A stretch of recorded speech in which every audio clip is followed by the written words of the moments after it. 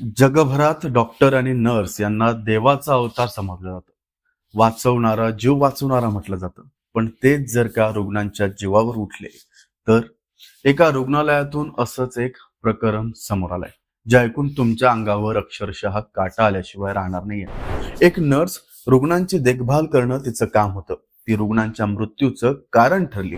न्यायालयानं त्या नर्सला 10 रुग्णांची हत्या आणि 27 जणांच्या हत्येच्या प्रयत्नात जन्मठेपेची शिक्षा सुनावली. नमस्कार, मी अभिषेक गावंडे आणि तुम्ही पाहताय लेट्स अप मराठी. पाहूयात संपूर्ण प्रकरण नेमकं काय. घटना आहे डिसेंबर 2023 ते मे 2024 दरम्यानची. पश्चिम जर्मनीतील वुअरसेलेन शहरातल्या एका रुग्णालयातला हा सगळा प्रकार. रात्रीच्या शिफ्टमध्ये वृद्ध रुग्णांना मोठ्या प्रमाणात वेदनाशामक आणि झोपेची औषधं दिली आहेत असा दावा कोर्टात सरकारी वकिलांकडून करण्यात आला होता. ते रुग्ण लवकर झोपावेत आणि तिला रात्रभर मेहनत करावी लागू नये, हा तिचा औषधं देण्यामागचा हेतू होता. तिनं अनेक रुग्णांना मॉर्फिन आणि मिडाझोलम नावाच्या औषधांचे प्रमाणापेक्षा जास्त डोस दिले, असं तपासात नंतर उघड झालं. ही औषधं इतकी तीव्र होती की प्राणघातक देखील ठरू शकली.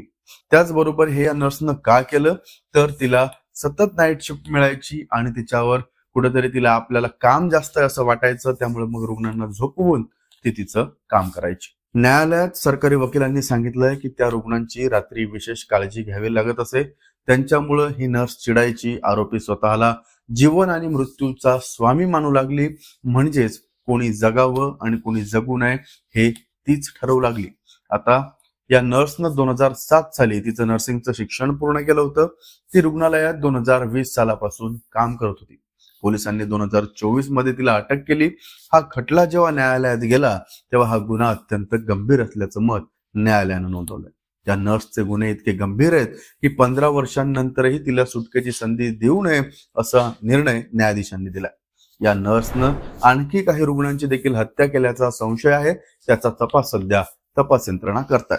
यासाठी अनेक मृतदेह जे आहेत ते अंत्यसंस्कार करून पुरले होते, ते आता बाहेर काढले जात आहेत आणि नवीन बळींची ओळख पटवण्यासाठी त्यांची पुन्हा आता टेस्ट केल्या जाणार आहेत, ज्यामध्ये हे दोन्ही जे ओव्हरडोस आहेत ते आहेत का नाही वगैरे त्यांच्या रक्तात किंवा त्यांच्या डीएनए मध्ये ते तपासलं जाईल. जर आणखी पुरावे सापडले तर या नर्सवर पुन्हा नवीन खटले चालवले जाऊ शकतात.